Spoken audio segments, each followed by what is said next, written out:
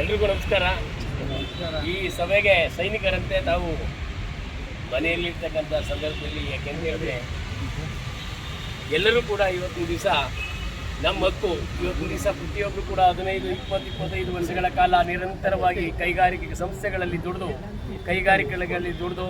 ಇವತ್ತಿನ ದಿವಸ ಸರ್ಕಾರ ದುಡಿಯುವ ವರ್ಗದ ಹಾಗೂ EPF ಪೆನ್ಷನ್ದಾರರ ಬಗ್ಗೆ ಕಾಳಜಿಯನ್ನು ತೋರಿಸ್ದೆ ಇವತ್ತು ನಿಮ್ಮೆಲ್ಲರ ಜೀವನದ ಸ್ಥಿತಿಗತಿಗಳನ್ನು ಇವತ್ತು ಏನು ನಾವು ಪಾರ್ಲಿಮೆಂಟ್ ಸದಸ್ಯರನ್ನು ನಾವು ದೇಶದಲ್ಲಿ ಆಯ್ಕೆ ಮಾಡಿದ್ದೀವಿ, ನಮ್ಮೆಲ್ಲರ ಪರವಾಗಿ ನಾವು ಇವತ್ತು ಈ ಸುಲಭವಾಗಿ ಅವರಿಗೆ ನಮ್ಮಿಂದ ಅವರು ಮತವನ್ನು ಪಡ್ಕೊಳ್ತಾರೆ. ಅವರೆಲ್ಲ ಸವಲತ್ತುಗಳನ್ನು ಇವತ್ತೇನು 20-25 ಲಕ್ಷ ಎಲ್ಲ ನಿಮ್ಮಂಥವ್ರೆಲ್ಲರ ಕುಟುಂಬದ ಟ್ಯಾಕ್ಸ್ ಹಣದಿಂದಲೇ ಇವತ್ತು ಅವರಿಗೆಲ್ಲ ಸವಲತ್ತುಗಳು ಸೆಕ್ಯೂರಿಟಿಗಳು ಅವರಿಗೆ ಸಿಗ್ತಾ ಇದೆ. ಆದರೆ ನೋಡಿ, ಅದೇ ನಮ್ಮಿಂದ ಮತದಾರರೇ ಪ್ರಭುಗಳು ಅಂತೇಳಿ ಚುನಾವಣೆ ಸಂದರ್ಭದಲ್ಲಿ ಹೇಳಿ ಮತವನ್ನು ಪಡೆದಂಥ ಇವತ್ತು ಪಾರ್ಲಿಮೆಂಟ್ ಸದಸ್ಯರುಗಳು ಇವತ್ತು ನಿವೃತ್ತ ಪೆನ್ಷನ್ದಾರರ ಬಗ್ಗೆ ಆಗಿರ್ಬೋದು, ಯಾವುದೇ ಅವರ ಜೀವನದ ಆಧಾರದ ಬಗ್ಗೆ ಇರ್ಬೋದು, ಏನು ಯೋಚಿಸದೇ ಇರೋ ಕಾರಣ ಇವತ್ತಿನ ದಿವಸ ಉರು ಬಿಸಿಲಿನಲ್ಲಿ ನಾವು ಇವತ್ತಿನ ದಿವಸ ವಯೋ ಸಹಜ ಸ್ಥಿತಿಯಲ್ಲಿ ನಾವು ಕುಳಿತುಕೊಳ್ಬೇಕಾದವರು ಇವತ್ತು ಹೋರಾಟವನ್ನು ಸ್ವಾತಂತ್ರ್ಯಕ್ಕೆ ಯಾವ ರೀತಿ ನಮ್ಮ ದೇಶದಲ್ಲಿ ಹಿಂದೆ ಮಹಾತ್ಮ ಗಾಂಧೀಜಿಯವರು ಹೋರಾಟ ಮಾಡಿದರು, ಇವತ್ತು ನಮ್ಮದೇ ಆದ ಹಕ್ಕುಗಳನ್ನು ಪಡೆಯೋದಕ್ಕೆ ನಾವು ಇವತ್ತು ಕೈಗಾರಿಕೆಗಳಲ್ಲಿ ದುಡಿದು ನಮ್ಮ EPS ಪೆನ್ಷನ್ನ ಪಡೀಲಿಕ್ಕೆ ನಾವು ಇವತ್ತು ಹೋರಾಟ ಮಾಡ್ತಕ್ಕಂಥ ಒಂದು ಸ್ಥಿತಿ ಬಂದಿದೆ. ಅದನ್ನು ನಾವು ನಿರಂತರವಾಗಿ ನೀವೆಲ್ಲ ಯುವ ಸೈನಿಕರಿದ್ದಂತೆ ನಿಮಗಾಗಿ ನಿಮ್ಮ ಹಕ್ಕಿಗಾಗಿ ಹೋರಾಟ ಮಾಡ್ತಾ ಇದ್ದೀನಿ. ನೋಡಿ, ಯಾರು ಬರ್ತಾ ಇದ್ರು ನಮಗೇನಂತೆ, ನಮ್ಮ ಹಕ್ಕುಗಳ ಬಗ್ಗೆ ನಾವು ಹೋರಾಟ ಮಾಡ್ತಾ ಇದ್ದೀವಿ. ಅದಕ್ಕೆ ನಾವು ನಿರಂತರವಾಗಿ ಹೋರಾಟ ಮಾಡಿದರೆ ಮಾತ್ರ ನಮ್ಮ ಹಕ್ಕು ಸಾಧ್ಯ.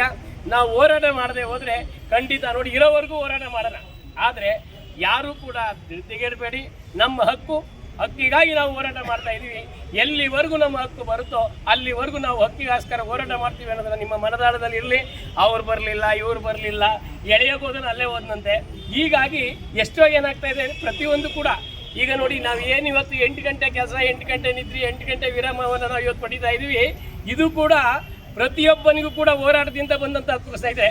ಇಲ್ಲ ಅಂದರೆ ಹೋರಾಟ ಅವತ್ತು ಮಾಡಲಿಲ್ಲ ಅಂದರೆ ಇವತ್ತು ನೋಡಿ, ಕಾರ್ಮಿಕರ ಹಕ್ಕು ಬಂದಿದ್ದು ಹೆಂಗೆ ಅಂದರೆ 1886ರಲ್ಲಿ ಅಮೇರಿಕದ ಚಿಕಾಗೋ ನಗರದಲ್ಲಿ ಬಿಳಿಯ ಬಾವುಟವನ್ನು ಹಿಡಿದು ಹೋರಾಟಕ್ಕೆ ನಿಂತಾಗ ಮಾಲೀಕರ ಏಜೆಂಟರಾಗಿ ಪೊಲೀಸರು ಮಾಲೀಕರ ಏಜೆಂಟರಾಗಿ ಗುಂಡಿನ ಸುಳಿಮೆರೆಗಳಾದಾಗ ಇವತ್ತೇನು ನಾವು ಕೆಂಬಾಟವನ್ನು ದೇಶದಲ್ಲಿ ಆಚರಿಸ್ತಾ ಇದ್ದೀವಿ.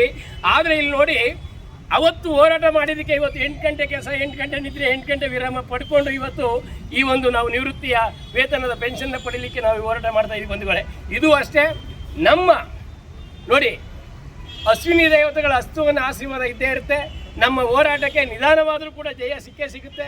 ಇವಾಗ ನಾವು ಕೂಡ GST ಇರ್ಬೋದು, ಸುಮಾರು 10 ವರ್ಷಗಳ ಕಾಲ ಲಕ್ಷಾಂತರ ಕೋಟಿಯನ್ನು ಕೇಂದ್ರ ಸರ್ಕಾರ GSTಯನ್ನು 18% ವಿಧಿಸಿ ವಾಹನ ವಿಮೆ ಇರ್ಬೋದು, ಆರೋಗ್ಯ ವಿಮೆ ಇರ್ಬೋದು, ಮತ್ತು ಲೈಫ್ ಇನ್ಶೂರೆನ್ಸ್ ಜೀವ ವಿಮೆ ಇರ್ಬೋದು, ಇದೆಲ್ಲದರ ಮೇಲೆ 10 ವರ್ಷಗಳ ಕಾಲ ನಿರಂತರವಾಗಿ 18% GSTಯನ್ನು ವಿಧಿಸಿ ನಾವು ಡೆಲ್ಲಿವರೆಗೂ ಹೋರಾಟ ಮಾಡಿ ಎಲ್ಲ ಸಂಘ ಸಂಸ್ಥೆಯವರು ಕೂಡ GSTಯನ್ನು 7 ವರ್ಷದ ನಂತರ ನಾವು GSTಯನ್ನು ತೆಗೆಸಿದ್ದೀವಿ.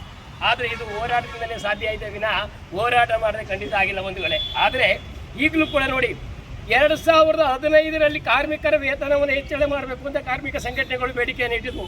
ಅದು ಕೂಡ ಇವತ್ತು 60% ಸರ್ಕಾರ ಜಾಸ್ತಿ ಮಾಡ್ತಾ ಇಲ್ಲ, ಮಾಲೀಕರ ಕಡೆಯಿಂದ ಮಾಡೋದಕ್ಕೆ ಇವರು ಸರ್ಕಾರ ಪರ್ಮಿಷನ್ ಕೊಟ್ಟಿದೆ. ಅದು ಯಾವುದರಿಂದ? ಕಾರ್ಮಿಕ ಸಂಘಟನೆಗಳ ಒಕ್ಕೂಟದಿಂದ, ಕಾರ್ಮಿಕರ ದೇಶದಲ್ಲಿ ಜನಪ್ರತಿನಿಧಿಗಳ ಒತ್ತಡ ಬಂದಿದ್ದರಿಂದನೇ ಜಾಸ್ತಿ ಮಾಡಿರೋದು. ನಾವು ನಮ್ಮ ಹಕ್ಕುಗಳು ಬರಬೇಕು ಅಂದರೆ ನಿಮ್ಮಂಥ ಎಲ್ಲರೂ ಸೈನಿಕರಂತೆ ಬಂದು ನಿಂತಾಗ ಜನಪ್ರತಿನಿಧಿಗಳ ಅರ್ಥ ಆಗುತ್ತೆ. ನಾವು ಇಂಡೈರೆಕ್ಟಾಗಿ ದೇಶದಲ್ಲಿ ಅಧಿಕಾರಕ್ಕೋಸ್ಕರ ವಾಮ ಮಾರ್ಗವನ್ನು ಅನುಸರಿಸಿ ಸಾರ್ವಜನಿಕರ ಟ್ಯಾಕ್ಸ್ ಹಣವನ್ನು ಗ್ಯಾರಂಟಿ ಯೋಜನೆ ಮುಖಾಂತರ ಕೊಡ್ತಾ ಇರ್ತಕ್ಕಂಥದ್ದು ನಾವು ಮೋಸ ಮಾಡ್ತಾ ಇದ್ದೀವಿ ಅಂತ ಪರಿಜ್ಞಾನ ಜನಪ್ರತಿನಿಧಿಗಳಂತ ಬಂದಾಗ ನಮ್ಮ EPS ಪೆನ್ಷನ್ನು ಬಂಧುಗಳೇ ಆಟೋಮೆಟಿಕ್ ಆಗುತ್ತೆ ಅಂತೇಳಿ ಈ ಸಂದರ್ಭದಲ್ಲಿ ಹೇಳಕ್ಕೆ ಇಷ್ಟಪಡ್ತೀನಿ.